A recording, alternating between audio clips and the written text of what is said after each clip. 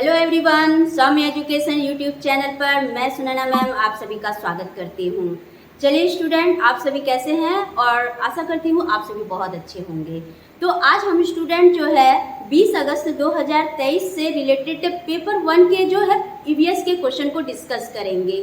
ठीक है, सीडीपी का क्वेश्चन जो है आपके यूट्यूब चैनल पर हमने अपलोड कर दिया है और आज जो है ईवीएस का और जितने भी और भी सब्जेक्ट्स हैं वो सारे बच्चे आपको जो है हमारे चैनल पर आराम से मिल जाएगा और आप सभी वहां जा कर के अपने आंसर से मिलान कर लीजिए कि आपका आंसर क्या था और राइट आंसर क्या होने चाहिए, कितना स्कोर हो रहा है, ये सारी बातें जो है इस वीडियो में हम लोग जानेंगे। तो चलिए सबसे पहले आप सभी जो है चैनल को सब्सक्राइब कर लीजिए और बेल आइकन दबा दीजिए। ठीक है, तो चलते हैं।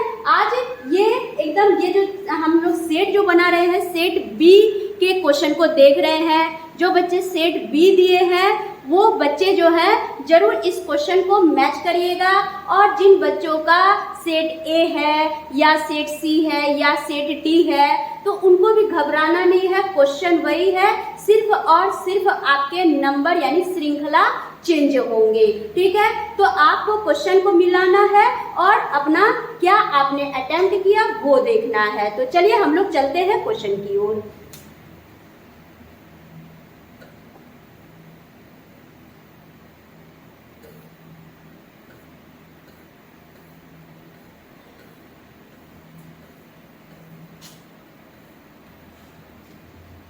तो ये चलते हैं हम लोग। क्वेश्चन नंबर जो है ये 61 है जो कि पर्यावरण अध्ययन का क्वेश्चन है और ये आपका जो है 61 का क्वेश्चन क्या कह रहा है, चलिए इसको हम लोग बनाते हैं। ठीक है, और फिर हम लोग राइट आंसर पर क्या करेंगे, चलेंगे। ठीक है, तो चलिए भाई सभी जो है देख लीजिए। कह रहा है क्वेश्चन 61 कि 24 ग्राम पर मिलीलीटर घनत्व यानी कि डेंसिटी और 6 ml आयतन यानी कि वॉल्यूम कितना है बच्चा, तो 6 ml है यानी 6 मिलीलीटर है और ये वाली वस्तु का द्रव्यमान क्या होगा। तो आपको क्या है कि कोई वस्तु का जो घनत्व है वो दिया गया है और आयतन भी बच्चा दिया गया है, द्रव्यमान क्या होगा ये आपको निकालना है। तो हमेशा याद रखिएगा कि द्रव्यमान बराबर होता है क्या, तो घनत्व गुना आयतन, घनत्व गुना आयतन, याद रखेंगे भाई। ठीक है, तो हम क्या कर देंगे, घनत्व हमारा है 24 ग्राम पर मिलीलीटर और गुना आयतन है हमारा 6 मिलीलीटर। दोनों को गुना कर दीजिए, 6 चौके 24, बच गया मेरा कैरी 2 और 6 दूनी 12 और 2 कैरी जोड़ेंगे तो 14, तो बन गया क्या 144 ग्राम। तो आपका राइट आंसर क्या हो जाएगा, 1 नंबर हो जाएगा। ठीक है, चलिए अगले क्वेश्चन की ओर चलेंगे। नेक्स्ट क्वेश्चन, क्वेश्चन नंबर 62 में, क्वेश्चन नंबर 62 क्या कह रहा है, बढ़ते हैं अगले क्वेश्चन की ओर। चलिए कह रहा है क्वेश्चन नंबर 62, पढ़ते हैं। कह रहा है कि निम्नलिखित कथनों को पढ़िए और सही विकल्प का चयन कीजिए। अभिकथन ए, अभिकथन को हम असर्शन भी कहते हैं। तो दाब लगाने पर यानी कि जब हम प्रेशर लगाते हैं तो गैस को आसानी से संपीड़ित किया जा सकता है। बिल्कुल, जब हम जैसे बैलून में क्या होता है, गैस भरे होते हैं, जैसे ही संपीड़न का मतलब होता है उसको कंप्रेस्ड करना, दबाना। ठीक है, तो जैसे ही हम उसे कंप्रेस्ड करते हैं तो वैसे ही क्या होता है कि गैस को आसानी से वो क्या होता है, कंप्रेस्ड हो जाता है। तो ये बिल्कुल क्या है, सही है। फिर है कारण, हमारा रीजन क्या कह रहा है, कह रहा है जब हम किसी गैस पर दबाव लगाते हैं तो गैसीय कणों के बीच अंतर आणविक स्थान यानी कि जो इंटरमॉलिक्यूलर जो स्पेस होते हैं वो कम हो जाता है। तो ये भी भाई बिल्कुल क्या है, सही है। ठीक है, और यह आसानी से संपीड़ित हो जाता है। जैसे कि कहने का मतलब क्या कि हमारा जो पेट होता है, हम भोजन खाए जाते तो तब तक हमें इच्छा खाने की होती है जब तक कि हमारे पेट में जगह होती है, ठीक है। तो तभी हम भोजन को एक स्थान दे पाते हैं। अगर हमारा पेट भरा रहेगा तो क्या हम भोजन को स्थान दे पाएंगे? बिल्कुल नहीं दे पाएंगे। ठीक उसी प्रकार हम किसी भी वस्तु में जब गैस का क्या करेंगे? अस्थायित्व करेंगे तो उसके लिए क्या होना चाहिए? यानी कि स्थान, यानी कि अंतर आणविक जो स्थान है उनका होना बहुत ही जरूरी है। तभी हम गैस को आसानी से संपीड़ित कर सकते हैं, कंप्रेस्ड कर सकते हैं, ठीक है। चलिए, बहुत अच्छा। तो यहाँ क्या होगा कि A और R दोनों सही है। तो यहाँ बच्चे लॉजिक क्या देख रहे हैं कि जब हम किसी गैस पर प्रेशर लगाते हैं, उसे पुश करते हैं, तो क्या होता है कि गैस के जो मॉलिक्यूल्स होते हैं उनके बीच जो इंट्रामॉलिक्यूलर स्पेसेस होते हैं तो वो क्या हो जाता है? ऑटोमेटिक लो हो जाता है। और लो होने के कारण ही हम क्या करते हैं? उस वस्तु को आराम से दबा सकते हैं, कंप्रेस्ड कर सकते हैं, ठीक है। इसी कारण से क्या होता है कि जब हम किसी वस्तु पर, गैस वाले वस्तु पर प्रेशर डालते हैं तो ये आसानी से क्या हो जाता है?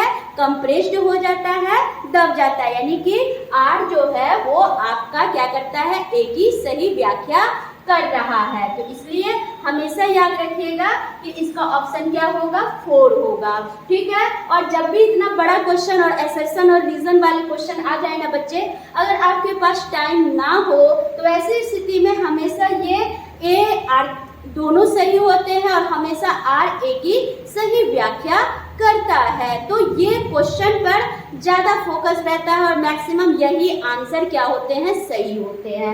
तो चलिए, हम 62 का तो आंसर देख लिए, अब बढ़ते हैं हम लोग 63 में, ठीक है। चलिए, जो बच्चे गलत बनाए हैं तो उसको एकदम परेशान नहीं होना है, ठीक है।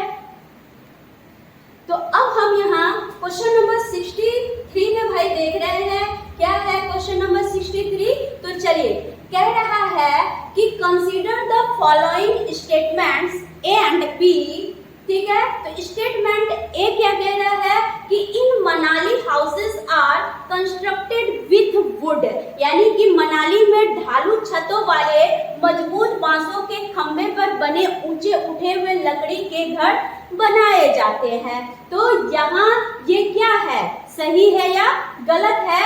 ये आपको बताना है, ठीक है। फिर कथन B क्या कह रहा है? कथन B यानी कि रीजन B में है कि Manali receives a lot of rain and snowfall, ठीक है। तो मनाली में क्या होते हैं? एनी टाइम बर्फ के फुहारे गिरते हैं ना, और वहां पर क्या होती है कि लॉट्स ऑफ रेन होते हैं, यानी बहुत ही भारी मात्रा में वर्षा होती है, ठीक है। तो ये बिल्कुल क्या है? बी आपका सही है। और मनाली में ढालू छतों वाले मजबूत बांसों के खंभे होते हैं, तो नहीं, बांसों के खंभे नहीं होते, वहां पे छत होते हैं। तो क्या हो जाएगा? ए गलत, परंतु आर क्या हो जाएगा? सही हो जाएगा। यानी कि is incorrect but B is correct, ठीक है। तो राइट आंसर हम बच्चे क्या करेंगे? यानी 3 आपका राइट आंसर होगा। चलते हैं अगले क्वेश्चन की ओर। Next question, question number 64। Question number 64 हम लोग देख रहे हैं, क्या कह रहा है क्वेश्चन, इसको हम लोग पढ़ते हैं, ठीक है।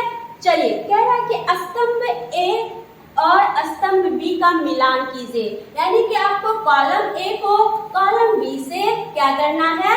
मैच कराने हैं। तो यहाँ आपके कॉलम ए में क्या है? अलग अलग जो है क्या है? प्रोडक्ट दिए गए हैं, जैसे कि जीरा यानी कि क्यूमिन हो गया, केसर हो गया, मिर्च हो गया, लौंग हो गया। चलिए, अगर आप यहाँ इन सारे में से आपका जो ये स्तंभ बी यानी कि कॉलम बी में जो ऑप्शन दिए गए हैं, सपोज दैट कि आप भूल भी गए होंगे, तो अगर आपको हमने बार बार बताया था, ठीक है, कि ये जो मिर्च है ना, तो मिर्च कहाँ? तो दक्षिण अमेरिका से क्या हुई है? उत्पत्ति हुई है। आपको हमने बार बार बच्चा ये बातें बताया था, ठीक है। तो अब यहाँ पर एक लॉजिक आपके पास है और उसके बाद क्या देखेंगे कि ये क्या होता है? जीरा। जीरा क्या है? जीरा एक कैसा, तो जीरा क्या होता है, छोटा होता है परंतु क्या होता है, खुशबूदार होता है। जीरा क्या होता है, खुशबूदार होता है। या फिर पीले रंग का होता है, या कील की तरह दिखता है। तो कील की तरह आप किसको देखते हैं, बताइए तो। कील की तरह जो है हम किसको देखते हैं, कील के तरह होता है लौंग। कौन होता है, लौंग। आप छोटे छोटे कील देखे होंगे, कांटी देखे होंगे, तो वो एकदम लौंग के जैसे दिखते हैं। तो क्या हो जाएगा, डी का। तो पहली बात मिर्च के बारे में तो आपका कॉन्सेप्ट क्या है, सही है। सी का दूसरा देख लेते हैं। तो सी का दूसरा बच्चा यहाँ भी है और सी का दूसरा क्या है, यहाँ भी है। बाकी सी का यहाँ पहला है, खत्म कीजिए। सी का यहाँ तीसरा है, खत्म कीजिए। अब यहाँ पर आगे बढ़ते हैं। तो डी का हमने बोला कि लौंग जो है कील की तरह दिखता है। और अगर हम डी का पहला कर देते हैं और यहाँ पर क्या कर देंगे, तो डी का पहला कर दिए, तो ये क्या हो गया, आंसर आपका 4 हो गया। ठीक है, चलिए आगे बढ़ेंगे। Next question. तो एक अगर आपको पता है तो आप क्या कर सकते हैं, इनके मैचिंग को आराम से बना सकते हैं।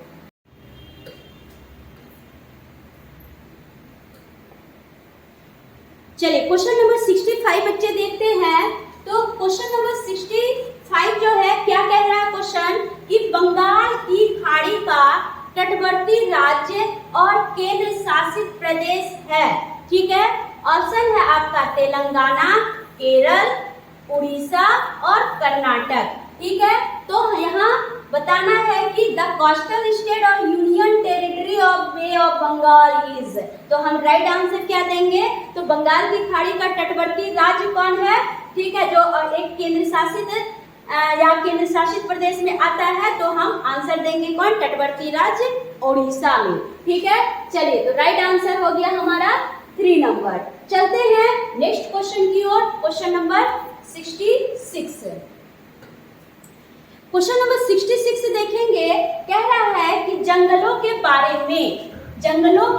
बारे में कौन सा निम्नलिखित कथनों पर विचार करिए। ठीक है, तो पहला है ऑप्शन कि Kurukh the village torang means forest in Kurukh language. ठीक है, यानी कि कुड़ुक भाषा में तोरंग का मतलब जंगल है। बिल्कुल ये ऑप्शन बिल्कुल क्या है आपका, सही है। ठीक है, फिर उसके बाद है कि झारखंड में ग्राम परिषद पंचायत लॉटरी के माध्यम से यह तय करती है कि किस परिवार को कृषि के लिए कितनी भूमि मिलेगी। ठीक है, तो यहाँ क्या ये सही है, बोलिए जल्दी से।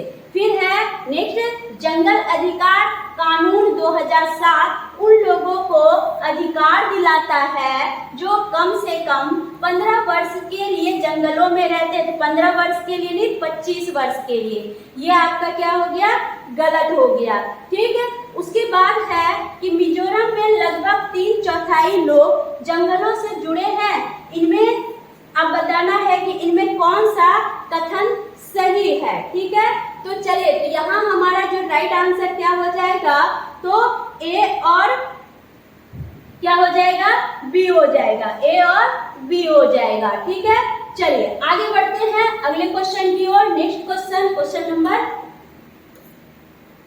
67। क्वेश्चन नंबर 67 क्या कह रहा है कि consider the following main function of plants.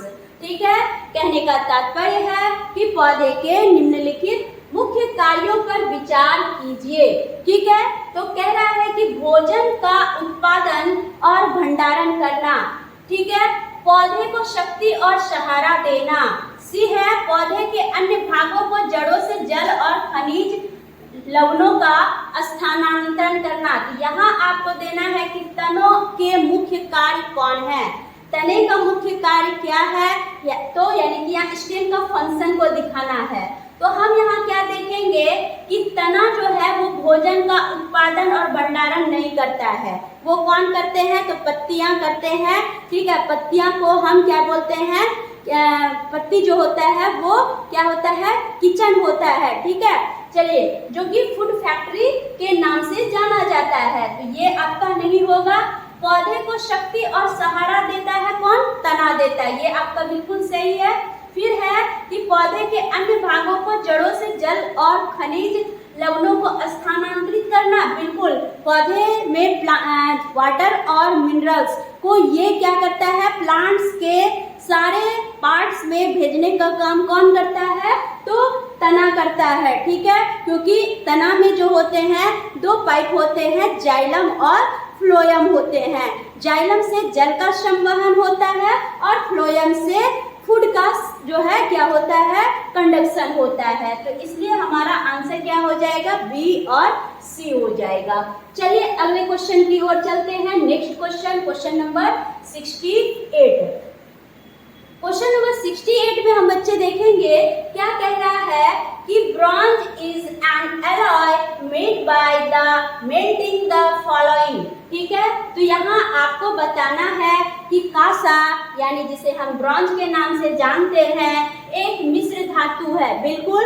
तो ये जिसे निम्नलिखित में से किन्हें पिघलाकर बनाया जाता है, ठीक है। तो पहला है जिंक और टिन, दूसरा है एल्युमिनियम और जिंक, तो हम बोलेंगे जिंक और कॉपर को, जिंक टीन और कॉपर को, टीन और कॉपर को। राइट आंसर क्या हो जाएगा, 3 हो जाएगा। चलते हैं नेक्स्ट क्वेश्चन की ओर। चलिए आगे बढ़ते हैं अगले क्वेश्चन की ओर। Next question, question number 69। Question number 69 कह रहा है कि निम्नलिखित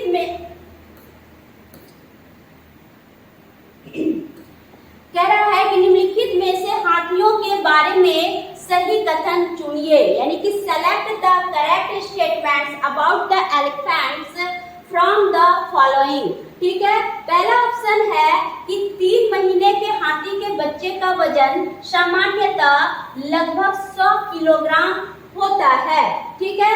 तो यहाँ 3 केजी का जो हाथी का बच्चा होता है इसका सामान्यतः वजन क्या होता है,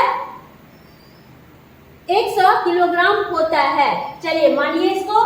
फिर है व्यस्त हाथी एक दिन में 200 किलोग्राम से अधिक पत्ती और झाड़ी को खा लेता है, ठीक है। चलिए उसके बाद नेक्स्ट बढ़ते हैं। हाथी बहुत अधिक आराम नहीं करते हैं, वे दिन में 2 से 4 घंटे ही सोते हैं, ये क्या है, सही है, ठीक है। उसके बाद नेक्स्ट है हाथी कीचड़ और पानी में खेलना पसंद करते हैं, हाथी कीचड़ और पानी में खेलना पसंद करते हैं, ठीक है। तो यहाँ पर हम क्या देखेंगे कि जो ऑप्शन है हमारा 2 ऑप्शन दिया गया है, 2 ऑप्शन दिया गया है। तो डी को हम क्या करेंगे, तो डी को तो एकदम हम लेंगे, ठीक है, कि कीचड़ में हाथी रहना पसंद करता है, ठीक है।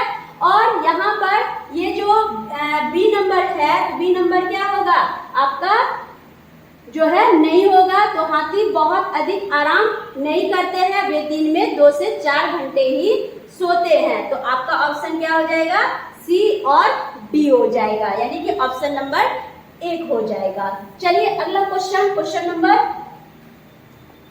70। क्वेश्चन नंबर 70 में चलेंगे।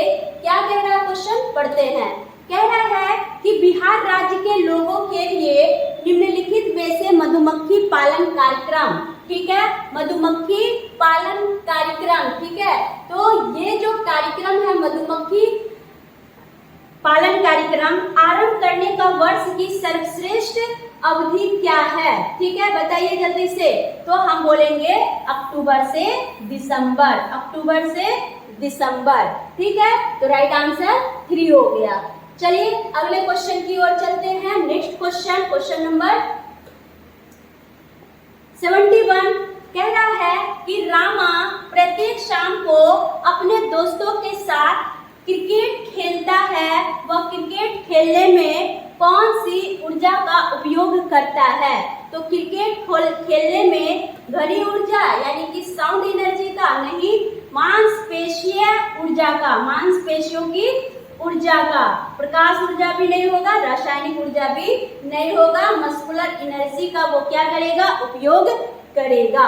तो राइट आंसर क्या हो जाएगा, 2 नंबर।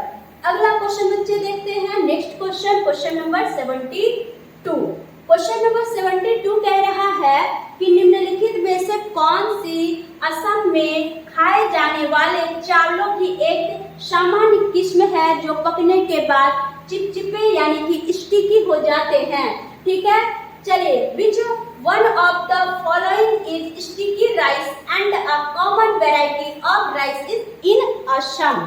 ठीक है, तो यहाँ एक है पोन्नी चावल, बोम्बा चावल, बोरा चावल और बोरियो चावल। तो यहाँ क्या देंगे, बोरा चावल। बोरा चावल पकने के बाद कैसा हो जाता है, चिपचिपा हो जाता है। और ये बोरा चावल असम राज्य के लोग क्या करते हैं, बड़े चाव से खाते हैं।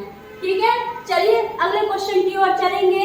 Next question, question number 73। ठीक है, कह रहा है कि जब हम ईंधन जलाते हैं, when we burn fuels we get, तो हमें क्या प्राप्त होती है। तो प्रकाश और ध्वनि ऊर्जा नहीं, यांत्रिक और प्रकाश ऊर्जा ये भी नहीं, केवल प्रकाश ऊर्जा नहीं, ऊष्मा और प्रकाश ऊर्जा यानी हीट एंड लाइट एनर्जी हमें क्या होती है, ईंधन जलाने पर प्राप्त होती है। चलिए अगले क्वेश्चन की ओर चलते हैं। Question number 75। क्वेश्चन नंबर 75 क्या कह रहा है कि सांपों के बारे में निम्नलिखित कथनों पर विचार कीजिए तथा निम्नलिखित में से गलत कथन को चिन्हित करना। यहाँ है गलत कथन को चिन्हित करना है। ठीक है, चलिए, वे अपने शिकार को चबाकर खाते हैं। नहीं, सांप अपने शिकार को चबाकर नहीं बल्कि निगल कर खाते हैं, तो यही है गलत। ठीक है, जहरीले सांपों के डसने वाले दांत होते हैं। बिल्कुल ये क्या है, ये गलत है। अपने मतलब क्वेश्चन के अनुसार ये गलत है भाई। वे अपने भोजन शिकार को पूरा निगल जाते हैं, ये भी सही है, लेकिन क्वेश्चन के अनुसार गलत है। सांपों के दांत नुकीले होते हैं, तो ये भी बिल्कुल सही है, लेकिन क्वेश्चन के अनुसार गलत है। तो हमारा राइट आंसर क्या हो जाएगा, 1 नंबर हो जाएगा। दे च्यू अप देयर प्रे। ठीक है, यानी कि वे अपने शिकार को चबा कर खाते हैं, यही क्या है, गलत कथन है सांप के बारे में। चलिए आगे बढ़ते हैं क्वेश्चन नंबर 75 में। क्वेश्चन नंबर 75 में क्या कहता है, इसको हम लोग क्या करते हैं, सॉल्व करते हैं। क्वेश्चन में कह रहा है कि गुजरात के सापेक्ष उत्तर प्रदेश और आंध्र प्रदेश की क्रमशः स्थितियां क्या है। ठीक है, तो क्या देंगे हम लोग, बताइए जल्दी से, इसका राइट आंसर क्या होगा। चलिए जल्दी जल्दी बताइए आप लोग क्या होगा। चलिए क्वेश्चन नंबर 75 में देखेंगे कि गुजरात के सापेक्ष उत्तर प्रदेश और आंध्र प्रदेश की क्रमशः स्थितियां हैं। ठीक है, आप सभी को मैंने बताया था कि जब भी गुजरात के सापेक्ष पूछेगा तो उत्तर प्रदेश और आंध्र प्रदेश की स्थिति क्या होगा, उत्तर पूर्व और दक्षिण पूर्व। ठीक है, उत्तर पूर्व और दक्षिण पूर्व। राइट आंसर क्या हो जाएगा, 2 हो जाएगा। चलते हैं अगले क्वेश्चन की ओर, क्वेश्चन नंबर 76। ठीक है, चलिए आप सभी बच्चे जो है एकदम मिलाते चलिएगा और इसके लिए कोई दिक्कत और नहीं करना है। ठीक है, चलिए अगला क्वेश्चन, क्वेश्चन नंबर 76 देखिए, आई अनीता। ठीक है, अनीता परिवार थीम को पढ़ाने के लिए एक इकाई योजना तैयार करती है। ठीक है, एक लेसन प्लान तैयार करती है, यानी कि परिवार नामक प्रकरण जो है इन्हें पढ़ाना है। तो निम्नलिखित में से कौन सा उसकी इकाई योजना का शीर्षक होगा। तो बताइए, परिवार, संबंध, लिंग, भूमिकाएं, व्यवसाय, बदलते समय में सामाजिक सांस्कृतिक इकाइयां के रूप में। ये बहुत अच्छी है, इसमें सारी भूमिकाएं दी गई है। ठीक है, यहाँ दूसरा जो है ये ऑप्शन नंबर 2 होगा, ये 3 होगा। ठीक है, परिवार, एक परिवार के भीतर संबंध, ये नहीं होगा भाई। फिर है परिवार, घुमंतु परिवार, ये भी नहीं होगा। परिवार के प्रकार, एकल और संयुक्त, यहाँ सिर्फ परिवार के 2 प्रकार हैं।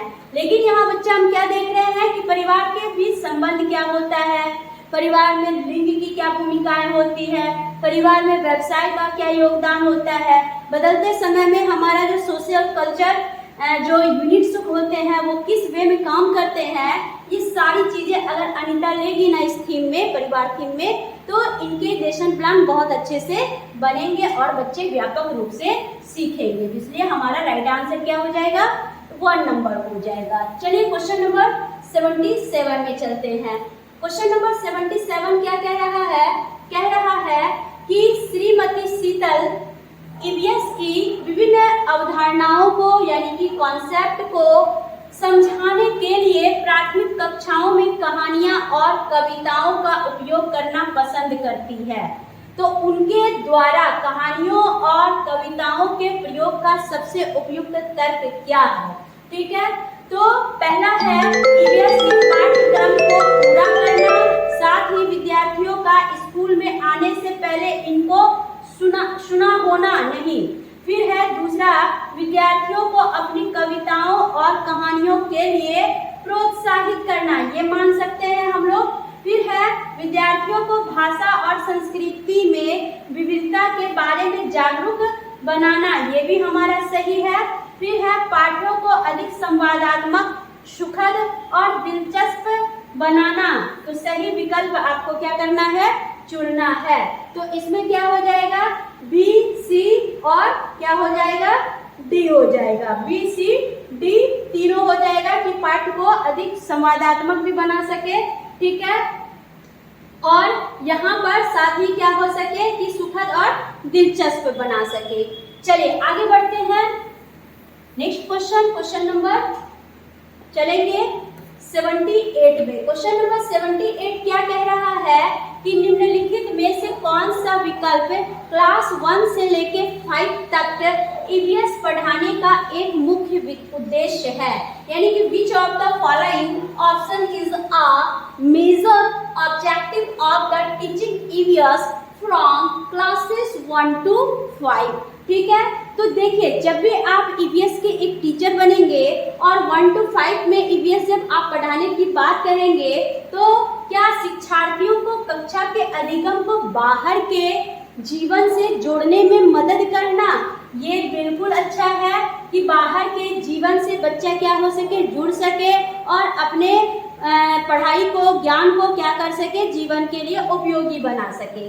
विषय के मूल अवधारणाओं की गहन समझ विकसित करना नहीं, स्वतंत्र रूप से व्यवहारिक क्रियाकलापों को करने के लिए कौशल प्राप्त करना।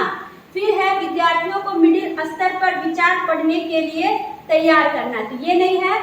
फिर है यहाँ पर देखेंगे पहला ऑप्शन पे फिर से फोकस करेंगे, शिक्षार्थियों को कक्षा के अधिगम के बाहर के जीवन से जोड़ना और मदद करना। ठीक है, ये बिल्कुल सही है। और एक है स्वतंत्र रूप से व्यवहारिक क्रियाकलापों को करने के लिए कौशल प्राप्त करना। ठीक है, तो यहाँ पर आप क्या देंगे, तो शिक्षार्थियों की कक्षा के अधिगम के बाहर के जीवन से जुड़ने में क्या करना, मदद करना। ठीक है, तो हमारा राइट आंसर क्या हो जाएगा, 1 नंबर हो जाएगा। चलते हैं अगले क्वेश्चन की ओर, क्वेश्चन नंबर 79। क्वेश्चन नंबर 79 क्या कह रहा है कि read the following statement and choose the correct option. ठीक है, असर्शन ए, यानी कि आपको कथन ए और असर्शन ए और कारण आर में क्या करना है, चुनना है। ठीक है, तो ए क्या कह रहा है अभिकथन, ईवीएस के सीखने को अवलोकन, पहचान, वर्गीकरण आदि से संबंधित प्रक्रिया कौशल के लिए उन्मुख होने की आवश्यकता है, ये बिल्कुल सही है। फिर है आर रीजन कह रहा है कि विभिन्न प्रक्रिया कौशल प्राप्त करने के माध्यम से ईवीएस के सीखने के परिणामों को हासिल करने की संभावना होती है, ये भी बिल्कुल क्या है, सही है कि अगर हम ईवीएस के अलग अलग प्रोसेस से रिलेटेड स्किल को हम अगर अचीव करना चाहते हैं तो इससे ईवीएस के सीखने के परिणामों को हम हासिल कर सकते हैं, क्योंकि सीखने का जो परिणाम होता है उद्देश्यों को हासिल करना, तो इनको हम आराम से क्या करेंगे, आधारित करते हैं। तो क्या हो जाएगा हमारा, ए और आर दोनों सही है, ए और आर दोनों सही है।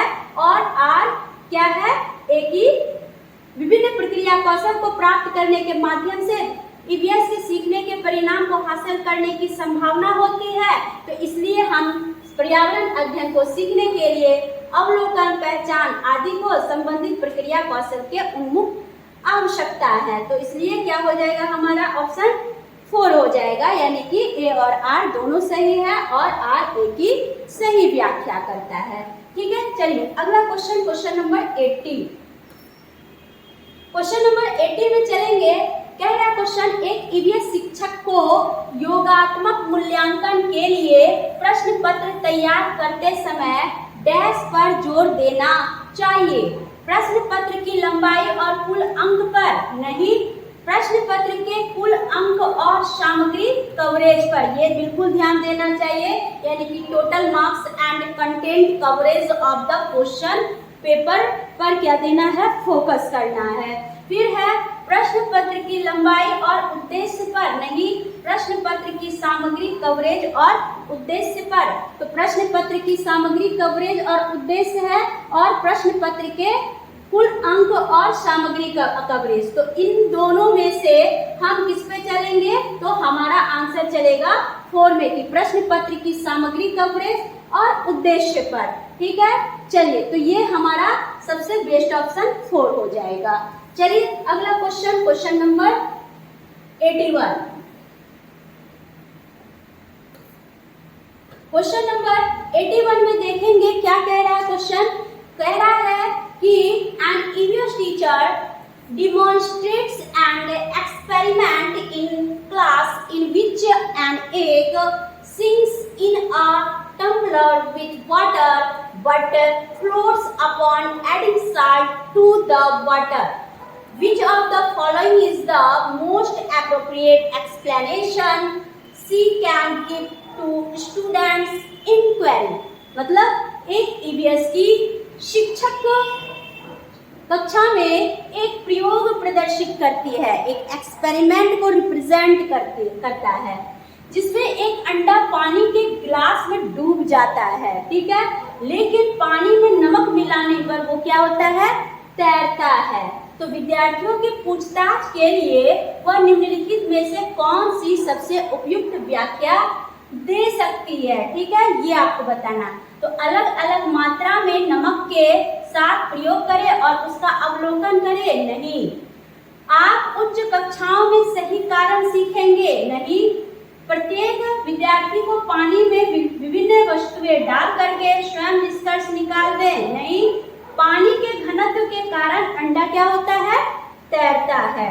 ठीक है, the egg floats due to density of water. चलिए बहुत बढ़िया, आप सभी अगर आंसर ये रिपोर्ट किए हैं तो ये बिल्कुल आपका सही है।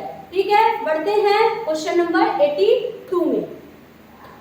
क्वेश्चन नंबर 82 क्या कह रहा है कि क्लास 3 के विद्यार्थियों के लिए ईवीएस में निम्नलिखित में से कौन सा सीखने का परिणाम यानी कि अधिगम प्रतिफल नहीं है। ठीक है, अधिगम प्रतिफल नहीं है। कक्षा की दिशाओं की पहचान करना, तो क्या ये अधिगम के प्रतिफल नहीं है। ठीक है, चलिए फिर है कुछ स्थानीय इंडोर आउटडोर खेलों में नियमों का अवलोकन करना, क्या ये जो है सीखने का यानी कि परिणाम या प्रतिफल नहीं है। तो क्लास बच्चा ये है। ठीक है, अच्छे और बुरे स्पर्श पर अपनी राय व्यक्त करना, ये भी सीखने के गुड रिजल्टेंट में आते हैं। ठीक है, देखे गए अनुभव किए गए मुद्दों पर आवाज उठाना और समाज की प्रथाओं से संबंधित करना, जैसे संसाधनों के स्वामित्व में भेदभाव। तो यहाँ फिर क्या है कि अधिगम का ये रिजल्टेंट जो है नहीं है। ठीक है, इसलिए हमारा राइट आंसर क्या हो जाएगा, 4 हो जाएगा। नेगेटिव क्वेश्चन के लिए आपके ऑप्शन भी क्या होंगे, निगेटिव होंगे। चलिए अब आते हैं क्वेश्चन नंबर 83 में। क्वेश्चन नंबर 83 कह रहा है कि आपको कक्षा 3 और से 5 तक के अपने विद्यार्थियों के लिए ईवीएस पाठ्य पुस्तकों का चयन करना है। ठीक है, सपोज दैट आप एक टीचर हैं, आपके अपने बच्चों के लिए क्लास के 3 से 5 के जो है क्या पाठ्य पुस्तक का चयन करना है, सिलेक्शन करना है। तो इस उद्देश्य के लिए निम्नलिखित में से कौन सा मानदंड सबसे उपयुक्त है। पाठ्य पुस्तक बाल उन्मुख होनी चाहिए तथा लिंग, जाति, वर्ग और धर्म के आधार पर किसी भी रूढ़िवादी या अपमानजनक व्यवहार से रहित होनी चाहिए। ठीक है, चलिए ये सही है। पाठ्य पुस्तक को सचित्र और विद्यार्थियों के लिए आकर्षक होना चाहिए। फिर है पुस्तक में चित्र बड़े और रंगीन होना चाहिए, भाषा सरल और विद्यार्थी के मानसिक स्तर के अनुसार होने चाहिए। तो बताइए इसके राइट आंसर हम किसमें देंगे, बताइए सारे बच्चे। चलिए तो हमारा राइट आंसर क्या हो जाएगा, तो राइट आंसर होगा कि पाठ्य पुस्तक जो है बाल उन्मुख होनी चाहिए और लिंग, जाति, वर्ग और धर्म के आधार पर किसी भी रूढ़िवादिता या अपमानजनक व्यवहार से रहित होनी चाहिए। तो आंसर हमारा क्या हो जाएगा, 1 हो जाएगा। चलते हैं अगले क्वेश्चन की ओर, क्वेश्चन नंबर 84।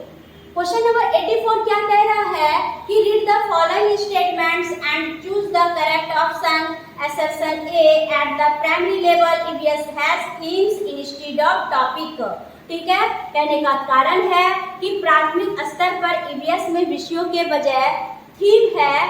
ठीक है, विषयों के विषय बजाय क्या है, थीम है। ये सही है। 6 थीम पर क्या है, पर्यावरण अध्ययन क्या है, आधारित है, के विषय आधारित है। विषयों की तुलना में थीम आधारित ईवीएस सीखना शिक्षकों और विद्यार्थियों के लिए आसान है। तो चलिए रीजन आपका क्या है, बिल्कुल सही है। तो क्या हो जाएगा, ए और आर। ठीक है, ए और आर दोनों सही है। तो क्या था कि विषयों की तुलना में थीम आधारित ईवीएस सीखना शिक्षकों और बच्चों के लिए आसान है, क्योंकि प्राथमिक स्तर पर जो ईवीएस के विषय हैं वो क्या है, किस पर आधारित है, तो थीम पर आधारित है। इसलिए हमारा राइट आंसर किस में चला जाएगा, तो राइट आंसर हम 2 नंबर बोलेंगे, ए और आर दोनों सही है। और हम क्या देखेंगे कि ये आपका गलत है। ठीक है, थोड़ा सा आप लोग बच्चा आंसर मिलाइएगा। यहाँ टाइपिंग में थोड़ा सा क्या है, एरर है। 1 2 के बाद यहाँ 3 होना चाहिए, आगे 4 होना चाहिए, तो यहाँ दीजिएगा। ठीक है, ये आपका एक ऑप्शन गलत है, यानी कि यहाँ क्या है कि आर जो है एक ही सही व्याख्या करता है। ठीक है, ऑप्शन नंबर क्या हो जाएगा, यहाँ 4 हो जाएगा। ठीक है,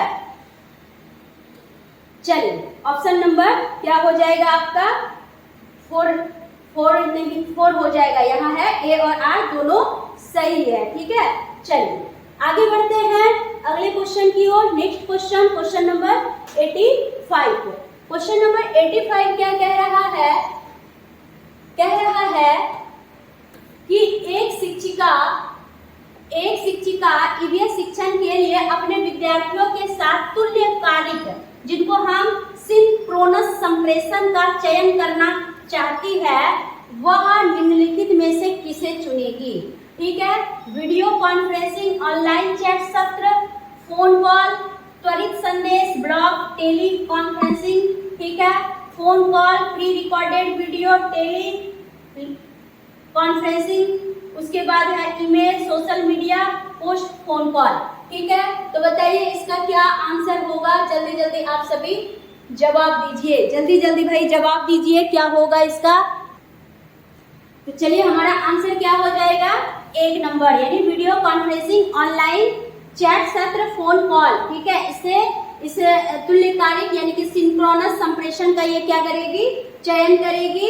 और इसी चयन से विद्यार्थी क्या होंगे, संप्रेषण से भली भांति जो है बहुत सारे कॉन्सेप्ट जान पाएंगे। ठीक है, चलते हैं क्वेश्चन नंबर 86 में। क्वेश्चन नंबर 86 कह रहा है, if theme travel, railway station depicts utilization of the community resource in EVS, which of the following will complete theme food।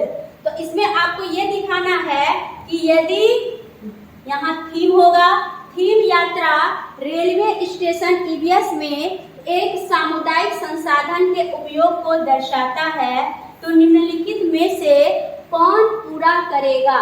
ठीक है, तो थीम है भोजन, थीम है भोजन, तो ये क्या किसान या जंगल या कृषि फर्म या दुकानदार, कौन सा थीम जो है इसे पूरा करेगा। तो देखिए भोजन का संबंध किससे होगा? कृषि फार्म से। तो इसमें क्या होगा कि आपके सारे यानी कि जो प्लांट्स रिसोर्सेस हैं और जो एनिमल रिसोर्सेस हैं, ठीक है, वो सारे के सारे फूड प्रोडक्ट के अकॉर्डिंग आएंगे और ये सारे फूड प्रोडक्ट जो है वो फूड थीम का क्या माना जाएगा? मेन टॉपिक माना जाएगा, रिसोर्स माना जाएगा। ठीक है, इसलिए राइट आंसर हमारा क्या हो जाएगा? 3 हो जाएगा।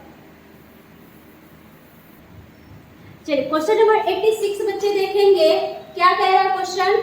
तो हमने इसका बता दिया क्या, कृषि फर्म हो गया। चलिए क्वेश्चन नंबर आप 87 में चलेंगे। क्वेश्चन नंबर 87 चलिए कह रहा है कि ईवीएस शिक्षण के दौरान एक शिक्षक का बयान या प्रश्न जो विद्यार्थियों को स्वयं या अपने साथियों की प्रतिक्रिया से उत्तर को विस्तृत करने के लिए प्रोत्साहित करता है। तो देखिए जब भी कोई भी प्रश्न या कोई भी बयान बच्चों को स्वयं या अपने साथियों के प्रतिक्रियाओं के से रिएक्शन से जब विस्तृत करने के लिए अप्रिशिएट करेगा तो वो प्रश्न क्या प्रश्न कहलाएंगे? खोजपूर्ण प्रश्न कहलाएंगे, जिसको हम क्या बोलते हैं? प्रॉब्लम। ठीक है, चलिए आगे बढ़ते हैं। तो option number 3 is right answer. चलिए क्वेश्चन नंबर हम लोग 88 में बच्चे हैं। कह रहा है कि आप ईवीएस के विद्यार्थी के लिए व्यवहारिक गतिविधि यानी कि बिहेवियर एक्टिविटीज को प्रोत्साहित करना चाहते हैं। तो निम्नलिखित में से कौन सी क्रिया सबसे उपयुक्त है? ठीक है, तो ये बहुत ही आसान है। एक चार्ट पर विभिन्न पौधे के भागों का चित्र लिख देंगे, जैसे एक प्लांट बना देंगे, प्लांट में प्लांट के जितने भी पार्ट्स हैं इनके बारे में बता देंगे। तो क्या ये बच्चे को व्यवहारिक गतिविधि से प्रोत्साहित करेगा? ठीक है, चलिए दूसरा ऑप्शन पढ़ते हैं, उपलब्ध सामग्री से ईवीएस किट विकसित करना, और तीसरा है ग्लोब से नक्शा पढ़ना, और चौथा है विभिन्न देशों के सिक्के एकत्रित करना। तो बताइए क्या होगा? उपलब्ध सामग्री से ईवीएस किट विकसित करना। ठीक है, तो अलग अलग सामग्री से अगर ईवीएस किट विकसित करेगा तो बच्चा अलग अलग गतिविधि की ओर अप्रिशिएट हो पाएगा। तो राइट आंसर क्या हो जाएगा? 2 हमारा राइट आंसर हो जाएगा। Next question number 89। ठीक है, ईवीएस के लिए रचनात्मक डैश आकलन है। ठीक है, सीखने के लिए आकलन, सीखने का आकलन, अधिगम के रूप में आकलन और सीखने के बारे में आकलन। ये आपको क्या करना है? बताना है। बताइए जल्दी से क्या दिए हैं आप लोग। तो क्या हो जाएगा हमारा आंसर? तो यहाँ सबसे पहली बात ईवीएस के जब भी हम क्रिएटिविटी असेसमेंट के लिए हमें असेसमेंट फॉर लर्निंग और असेसमेंट एज ऑफ लर्निंग की क्या होती है? जरूरत होती है। तो इसलिए हमारा राइट आंसर क्या हो जाएगा? 2 नंबर हो जाएगा। चलते हैं क्वेश्चन नंबर 90 और ये आपका लास्ट क्वेश्चन है। चलिए तो क्या कह रहा है क्वेश्चन कि निम्नलिखित कथनों को पढ़िए तथा सही विकल्प का चयन कीजिए। ठीक है, ईवीएस के क्षेत्र भ्रमण प्रभावी शिक्षण शास्त्रीय रणनीति है। ठीक है, बहुत बढ़िया। उसके बाद है रीजन कह रहा है कि क्षेत्र भ्रमण वस्तुओं, घटनाओं और स्थानीय स्थानों की याददाश्त को बढ़ावा देती है। तो देखिए जब भी हम टूर ट्रिप पे जाते हैं तो इससे वस्तुओं, घटनाओं और स्थानों को के याददाश्त को बढ़ावा देती है कि हाँ भाई हम ताजमहल देखे थे, हम कुतुब मीनार देखे थे, हम हवा महल देखे थे। तो ये हमें क्या रहती है? याद रहती है, और वहाँ जो भी घटना होती है वो हम याद रखते हैं। साथ में ईवीएस में अगर हम क्षेत्र भ्रमण कराते हैं तो शिक्षा शास्त्रीय का ईवीएस पेडागोगी का ये अच्छा रणनीति है। ठीक है, चलिए तो क्या हो जाएगा कि ए सही परंतु बी गलत, ये गलत है। ए सही और आर दोनों सही, और क्या है? और यहाँ है ए और आर दोनों सही है और आर ए की सही व्याख्या है। ठीक है, तो पहले तो दोनों भाई क्या है? सही है। तो यहाँ ईवीएस में टूर ट्रिप जो होता है वो इफेक्टिव पेडागोगिकल स्ट्रेटेजीज है। ठीक है, इसी आधार पर, इसलिए क्योंकि ये क्या होता है कि इससे हम वस्तुओं, घटनाओं और स्थानों को, याददाश्त को क्या देती है, बढ़ावा देती है। ठीक है, तो यहाँ क्या देखेंगे कि RA की सही व्याख्या है। ठीक है, तो ऑप्शन नंबर 4 हो जाएगा। इस तरह से बच्चे हम लोगों ने EVS में जो है 30 प्रश्नों को देखा, जो कि हम लोग 20 अगस्त 2023 को बनाए थे। तो बाकी आप सभी मिलान कीजिए। ये क्वेश्चन आप जो भी सीटेट के बोर्ड के द्वारा जो भी उसका सिलेक्शन होगा क्वेश्चन का, वो उस पर उसका अंतिम निर्णय होगा। ठीक है, तो ये प्रश्न के आधार पर आप क्या कर सकते हैं, अपने आंसर को एक एजम्पशन पर आधारित कर सकते हैं। तो ठीक है, आगे और भी आपके अलग अलग विषयों से संबंधित सारे कॉन्सेप्ट से रिलेटेड आपको वीडियो दिया जाएगा। तो चलिए बच्चे, अब हम लोग मिलते हैं नेक्स्ट क्लास में नेक्स्ट सब्जेक्ट के साथ। तब तक के लिए विदा लेते हैं। Bye bye.